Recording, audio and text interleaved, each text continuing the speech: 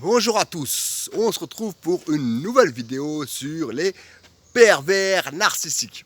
Et dans cette vidéo, j'aimerais clarifier certaines choses.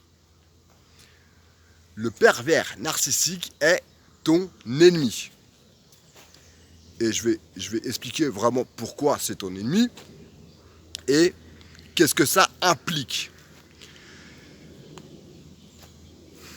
Les victimes de pervers narcissiques sont en règle générale des personnes bienveillantes, des personnes qui souhaitent le bonheur des autres. Ok? Et on va parler de la bienveillance. La bienveillance, ça commence par être bienveillant envers soi-même. Charité bien ordonnée commence par soi-même. Ok?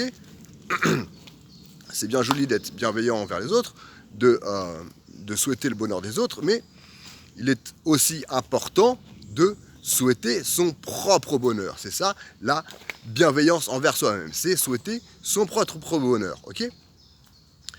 Donc, quand on est bienveillant envers soi-même, quand on souhaite son propre bonheur, eh bien, ceux qui vont à l'encontre de cet objectif-là, de ton objectif d'être heureux, d'avoir du bonheur, d'être épanoui, puisque c'est ça que tu souhaites pour toi-même, si tu es bienveillant envers toi-même, eh bien, ceux qui sont à l'encontre de cet objectif-là, pour toi d'être heureux, ce sont tes ennemis. Tout ce qui est à l'encontre qui vont à l'encontre de ton objectif, c'est des ennemis. On va prendre quelques petits exemples pour comprendre ce concept-là.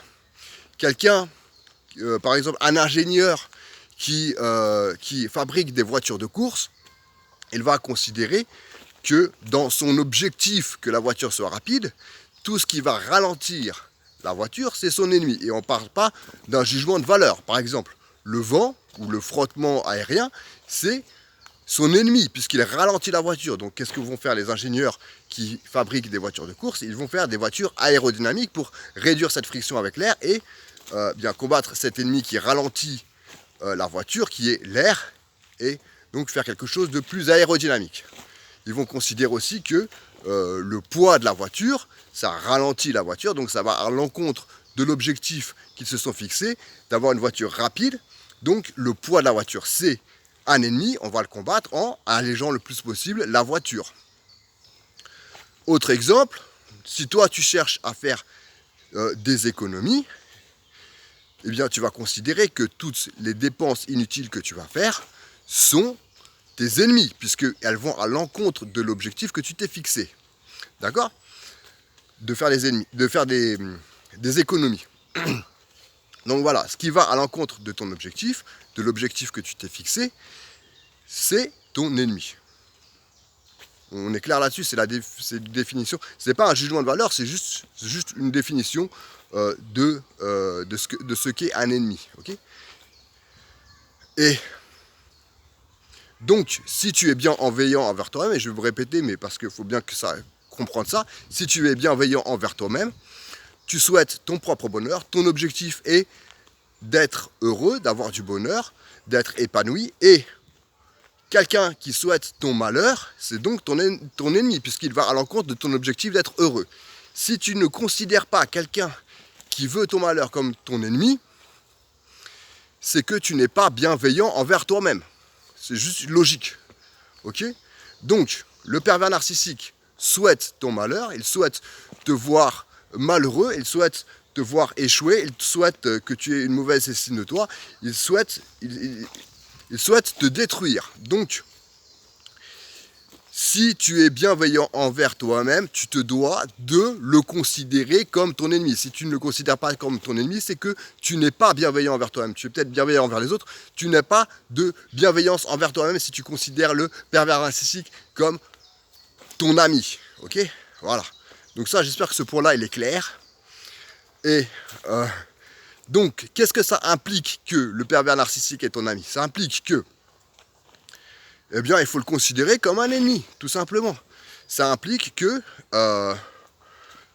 lorsqu'il fait son gentil, lorsqu'il prend l'apparence de quelqu'un de gentil, lorsqu'il prend l'apparence de quelqu'un de bienveillant, à l'instant où tu l'as démasqué, si tu as compris que c'est un pervers narcissique, eh bien tu comprendras aussi que ce n'est qu'une apparence et que lorsqu'il prend l'apparence de quelqu'un de bienveillant, eh bien ce n'est qu'une apparence et il souhaite encore te détruire. Il souhaite encore, c'est juste une autre stratégie pour te détruire. C'est juste, on va prendre un autre exemple. Si tu es en garde à vue, quelqu'un qui est en garde à vue et qui a quelque chose à se reprocher, eh bien, il peut se faire interroger par le classique, le flic gentil, le flic méchant. Mais en fait, aucun des deux flics n'est gentil ou méchant. Les deux juste veulent avoir des informations de toi qui vont, et lorsque tu leur as donné ces informations, même si c'est le flic gentil, au flic gentil que tu as parlé, ben, ces informations-là peuvent se retourner contre toi. Ok? Donc, c'est le flic gentil, le flic méchant. Le flic gentil, il prend peut-être l'apparence d'un flic gentil, mais c'est juste une stratégie pour obtenir des informations de toi. Eh bien, le pervers narcissique, c'est pareil. Lorsqu'il prend une apparence de quelqu'un de gentil, c'est juste pour une stratégie pour obtenir des informations de toi qui vont se retourner contre toi, qu'il pourra ensuite, quelles que soient les informations, ou beaucoup d'informations quelle que soit l'information que tu vas lui donner, eh bien, il va chercher à les utiliser pour te nuire. Pourquoi est-ce qu'il prend l'apparence de quelqu'un de gentil aussi? Eh bien, pour que tu baisses ta garde et pour pouvoir, par la suite, eh bien, te nuire plus facilement. Il trouve que c'est une meilleure stratégie, une stratégie plus efficace pour te nuire, de parfois avoir l'air gentil. Eh bien, le pervers narcissique il pense qu'il sera capable de te nuire plus durablement et de te faire plus de mal si tu baisses ta garde. Et c'est pour ça qu'il essaie d'être gentil, de faire croire qu'il est gentil, de faire croire de temps en temps qu'il est bienveillant envers toi, mais c'est ton ennemi. Voilà. Donc, on ne donne pas d'informations à son ennemi. Aucune information, sauf si, bah voilà, on va prendre les stratégies militaires. Tu es en conflit avec un pays voisin, tu lui donnes pas d'informations, sauf les informations que tu as envie de lui donner. Par exemple, si tu es possesseur de la bombe atomique, bah, tu vois, tu peux lui laisser savoir que toi, tu es bien armé et que s'il t'attaque, cet ennemi-là, ça va se retourner contre lui et il va payer le prix fort. Comme ça incitera ton ennemi à se calmer, tu vois. Je sais pas, aussi tu peux lui donner des fausses informations. Lorsque un pays est en guerre avec un autre, eh bien, il y a des espions pour espionner le pays voisin. Voilà, les pays, ça peut être dans ton intérêt, dans l'intérêt du pays, de donner des fausses informations à son ennemi. Donc voilà, le pervers narcissique, c'est ton ennemi. Donc tu lui ne donnes pas d'informations qui pourraient être compromettantes pour toi. Le moins le pervers narcissique en sait sur toi, le mieux c'est. Sauf si toi, tu estimes que stratégiquement, eh bien, il peut connaître certaines informations qui vont aller dans ton sens à toi. Ou lui donner de fausses informations. Et voilà, comme par exemple ce qui est la contre-manipulation, lui faire croire que telle chose va te faire mal, alors que ça te fait pas mal. Comme ça, quand il a envie de te faire du mal, eh ben, il va faire la chose que tu lui as dit qui te faisait mal. Ça s'appelle la contre-manipulation. Voilà, donc voilà, c'était juste 2 points que je voulais éclaircir. Le pervers narcissique est ton ennemi et on ne donne pas toutes les informations à son ennemi, même si il prend l'apparence d'une personne gentille. Voilà, et on se méfie, on garde bien en tête que même quand le pervers narcissique prend l'apparence d'une personne gentille, il souhaite toujours ton malheur et c'est juste une stratégie pour que tu baisses ta garde et pour pouvoir te faire plus de mal par la suite. Alors que s'il était tout le temps, prenait tout le temps l'apparence de quelqu'un de méchant, eh bien tu partirais plus vite. Donc voilà, il est tout le temps méchant, mais c'est juste qu'il ne le montre pas tout le temps. Donc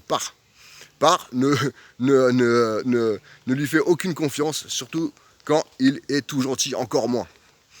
Voilà, à bientôt pour des prochaines vidéos.